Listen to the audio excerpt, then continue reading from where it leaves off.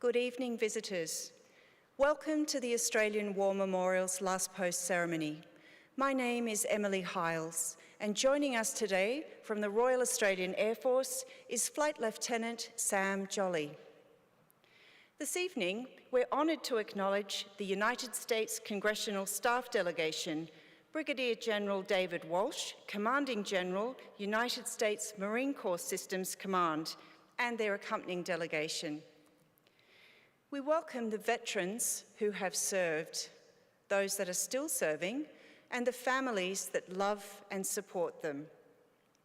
The live stream of this ceremony is made possible by the Returned and Services League of Australia and the RSL and Services Clubs Association.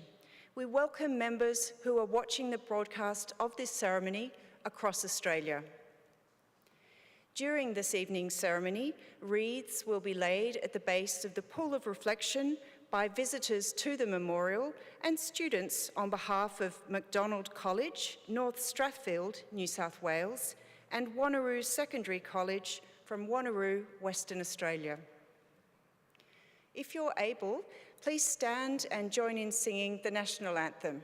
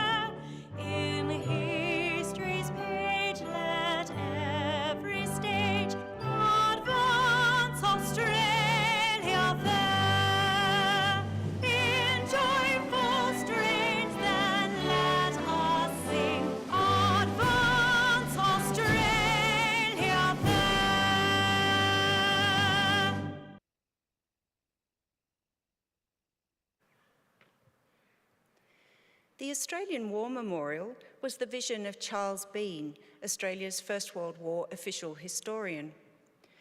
Bean landed with the Australian troops on Gallipoli and stayed with them at the front through to the end of the war. The idea of this national museum and memorial came to him at Pozières, France, in the depths of the bloody fighting of 1916. Bean's idea was that this would be a place where family and friends could mourn loved ones buried in faraway places. It would also be a place that could help all Australians understand what these men and women had endured and what they had done for us.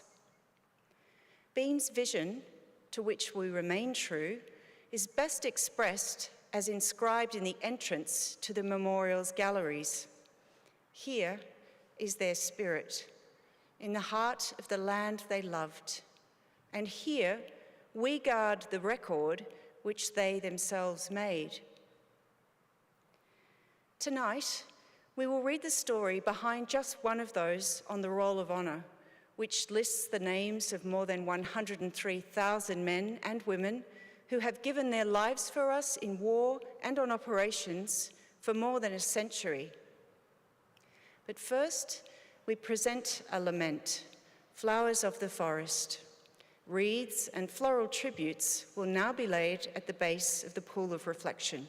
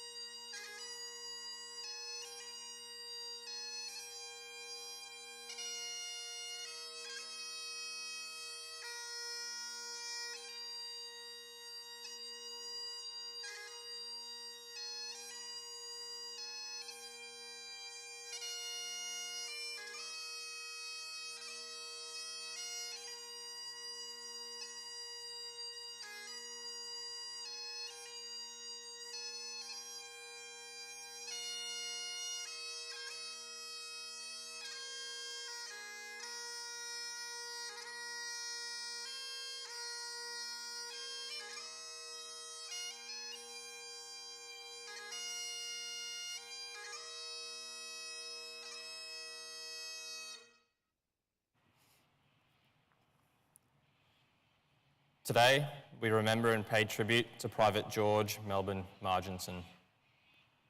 George Marginson was born in 1894 in the Melbourne suburb of Brunswick, one of 10 children born to the bricklayer and miner Alfred Marginson and his wife Maria. George attended Central Brunswick State School, where he was a member of the school's senior cadets. He was also a keen sportsman and particularly enjoyed boxing. He later found employment as a tea packer in a local grocer and volunteered in the militia. George Marginson enlisted in the Australian Imperial Force on the 6th of April 1915. He was assigned to Charlie Company of the 21st Battalion and began a short period of training in Australia. He embarked for active service the following month from Melbourne on board the troop ship Ulysses. After a month at sea, Private Marginson arrived in Egypt. From the ship, he threw a letter in a bottle overboard, which was later found by another Australian soldier. Good luck from Australia. To the soldier who happens to get this. Dear brother, just a small note to cheer you on, and also the best of luck throughout our trying experience. I sincerely hope we Britishers and all the Allies will come out on top once more. So, goodbye, hoping you will do your best, which I will try to do. I would be very pleased if you could write to my mother and tell her how you got this note. I would also like you to write to me. I don't know where we're bound for. George. In 1915, Marginson's unit embarked from Egypt to join Allied forces serving on the Gallipoli Peninsula.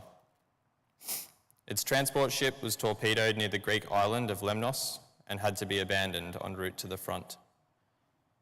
The 21st Battalion landed on the peninsula on the 7th of September and spent much of its time in a defensive role after the failure of the August offensive. Marginson's time on Gallipoli came to an end in December 1915 when his unit was returned to Egypt after the evacuation. He continued training with his unit for several months before embarking for the Western Front in March 1916. After a week-long voyage, Marginson arrived at the port city of Marseille in France, where new troops would begin the journey to the trenches. His unit was immediately sent north to the Somme Valley, which had been the site of heavy fighting since 1914. He took part in his first trench raid on enemy lines near the town of Armentières on the 29th of June 1916, before being sent south to the village of Pozières in July, where his unit undertook carrying duties, supplying troops in the front lines. Marginson was promoted to Lance Corporal in August before his unit's attack on German positions at Mouquet Farm. During its advance on the 25th of August, Marginson was hit in the hand and foot by shell fragments and was rendered unable to fight. He was evacuated to England for treatment and one of his fingers was amputated. He remained in hospital until March 1917, where he was transferred to the 65th Battalion during attempts to form a 6th Division. Owing to the lack of manpower, the new division was soon abandoned and Marginson returned to his original unit. Between recovering from wounds and suffering bouts of illness, Private Marginson did not return to his unit until March 1918, during the German Spring Offensive.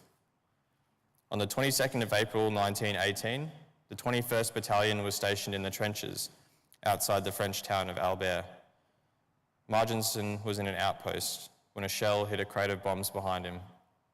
The explosion killed him instantly.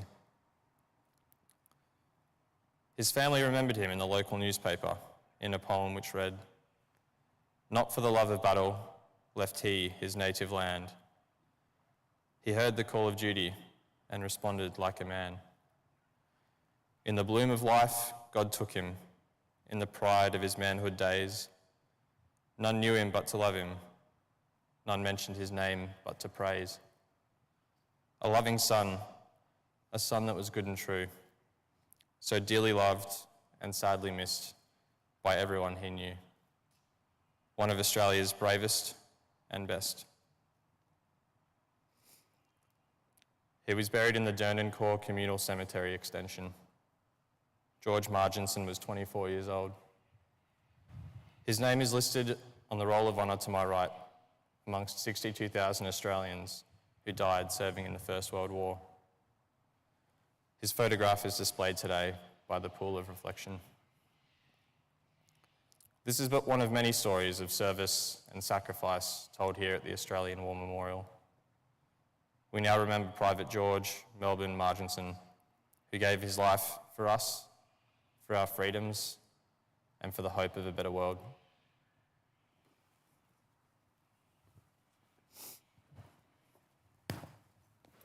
Please stand for the reading of the Ode and the sounding of the last post.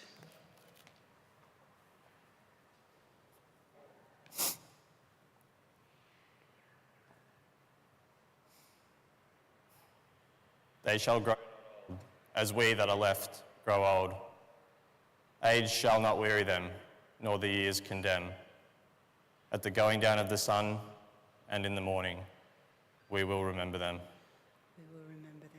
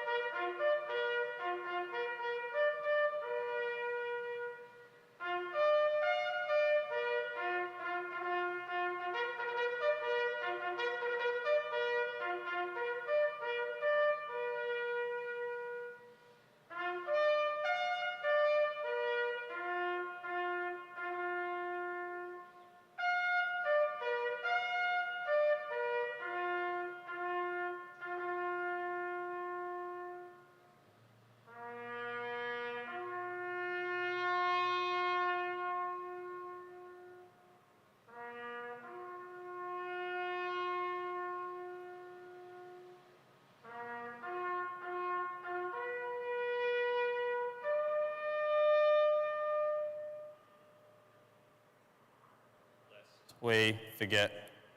Lest we forget.